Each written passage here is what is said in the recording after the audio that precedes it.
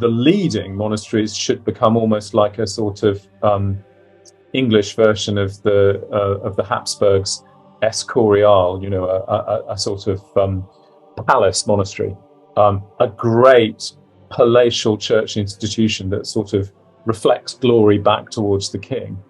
That's clearly his plan, right the way through, almost to the end of the decade.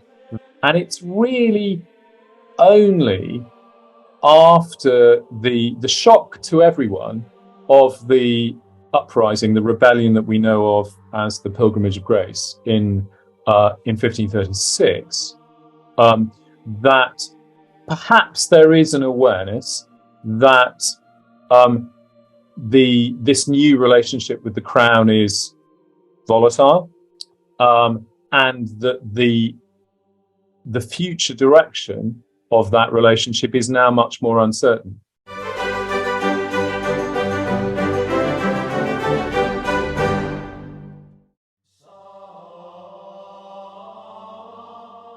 Let's get on to the Valor Ecclesiasticus, please, because people will have probably heard about this, and I think it's sort of put across in a very simple term as almost like I think that you explain it like this in the book, almost like a doomsday book of the monasteries, where they're all assessed for their wealth, and then anything below £200 a year income gets closed first, and then after a while everything over £200 income. So let's take it back. What was the Valor Ecclesiasticus, and what was its purpose?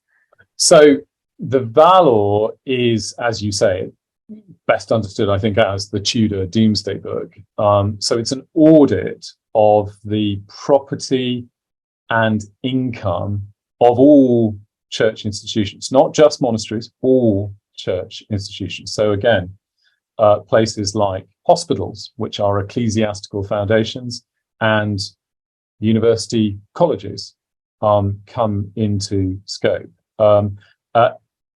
Any part of the church which holds an endowment, that is, that it takes its income from a piece of real estate, both property that is farmed, but also commercial or residential property as well. So all forms of property, including churches, because churches, individual parish churches, are pieces of real estate in that they hold small amounts of land, typically, but they also have the right to tithes, contributions from their parish community, which is a source of income.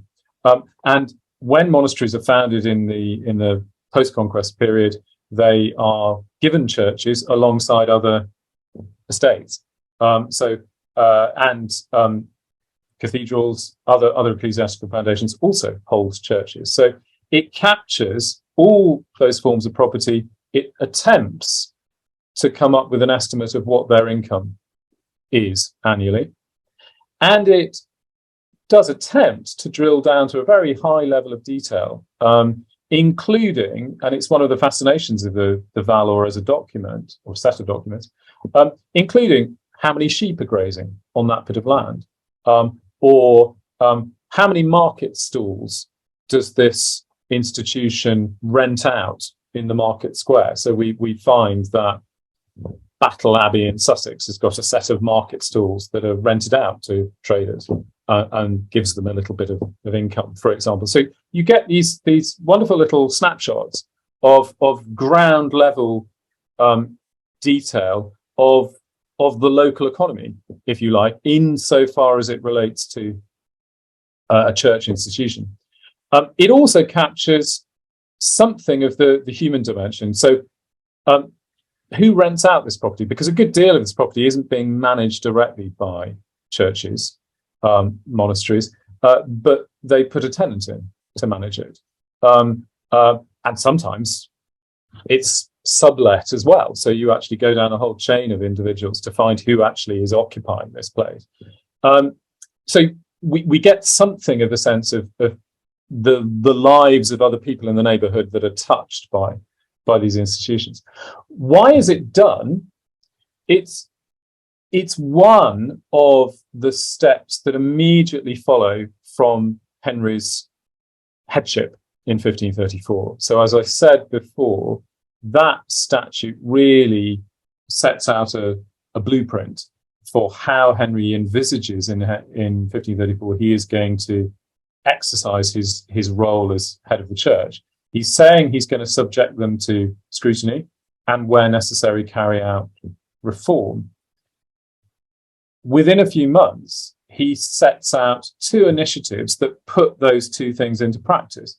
One, a general visitation of all church institutions, which is only what bishops had done before, but he's now, for the first time, he's taking authority to do it himself. So the revolutionary element there is that here is the king doing it, not a member of the church.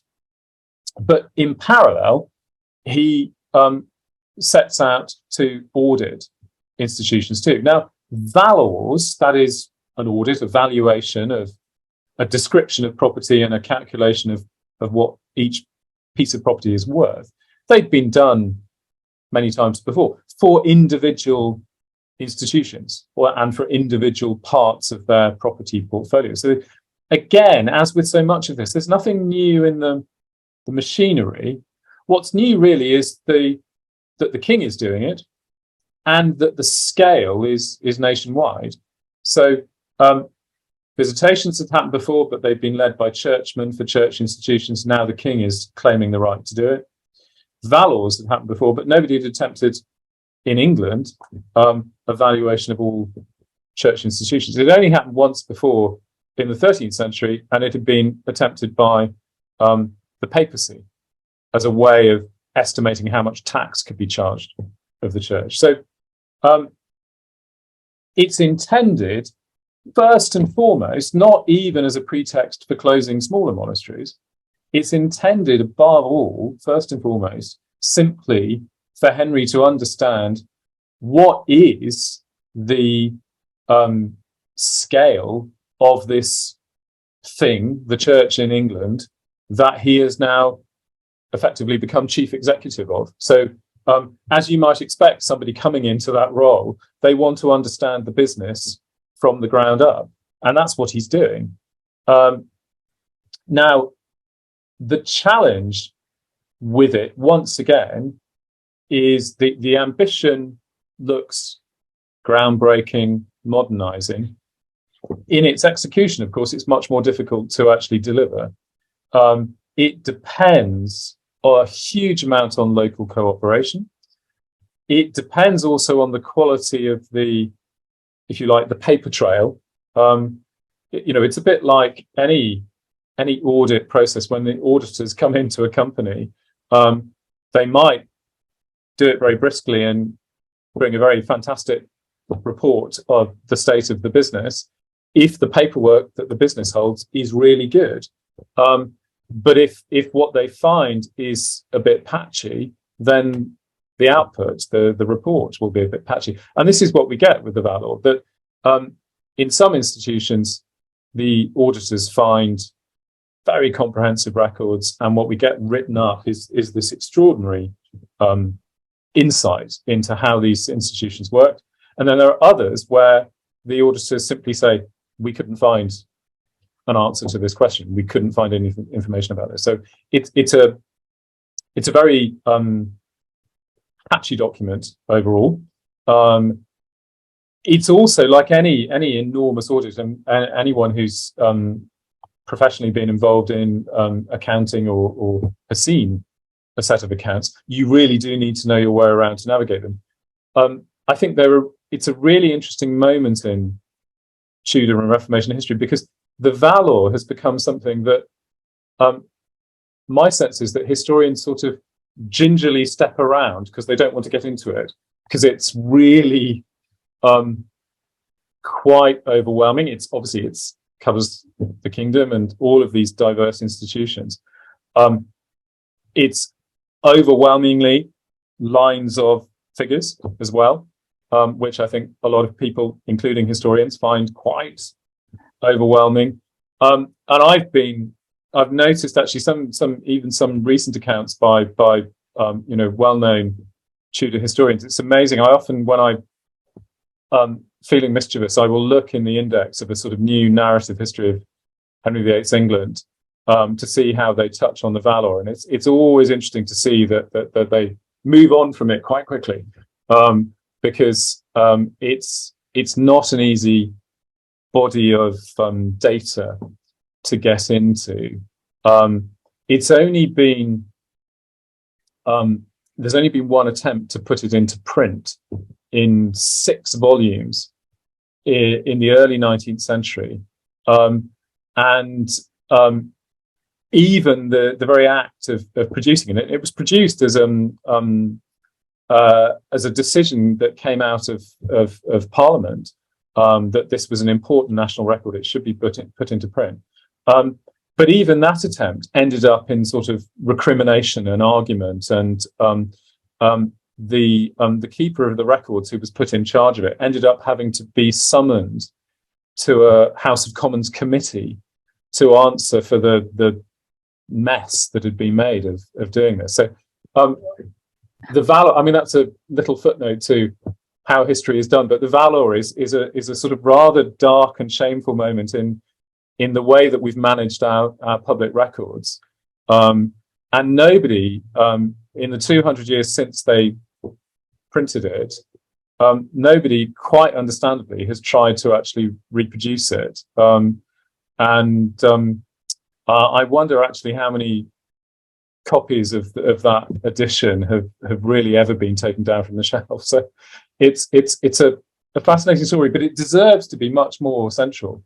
And anyone who wants to understand, okay, I don't know, I live in Wiltshire, what would I have seen if I'd walked past my local monastery in the 1530s? The Valor tells you, and it will tell you that there were, in that field over there were 200 sheep, and over there was a watermill, and the person who rented that land was so and so. And in some parts of the country, you can follow a direct line from what was recorded in the Valor to what street names, field names, farmhouse names are even today. So it's a wonderfully rich record. It sounds fascinating. I don't suppose people can easily get their hands on it, though. Then, no. Well, I suppose I'm perhaps predictably building up to something. No, not right now. I'm actually working with National Archives at the moment on a project, big project, to digitize the Valor.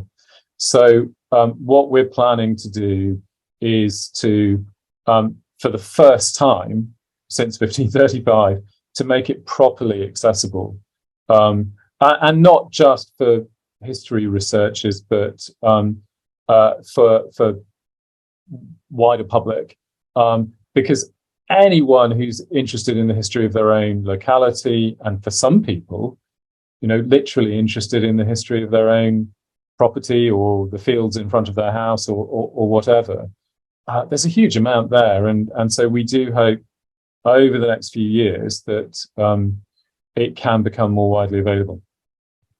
Oh, that's very exciting. I live in a place that apparently has no idea really what was here before, and yet there's clearly something that's been here for 1,000, 1,500 years.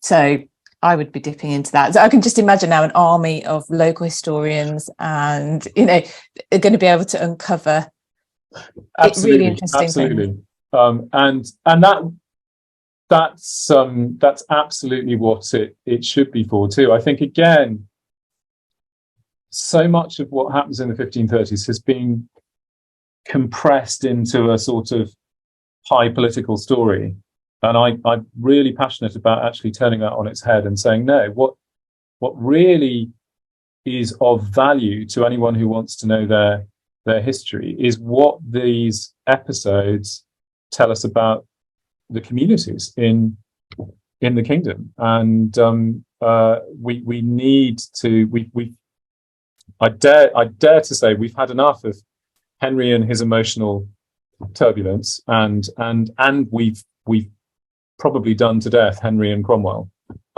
So let's allow ourselves the moment to actually understand what it meant for people in different localities.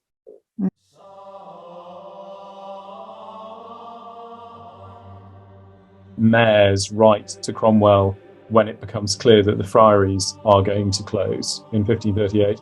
They say, you must understand what role these places perform in meeting different social needs. If you were trading in leather goods or small metal goods or wine or meat, then the loss of that large institutional market would just bring you to your knees. If the dissolution hadn't happened, what kind of a Elizabethan England could we have looked at?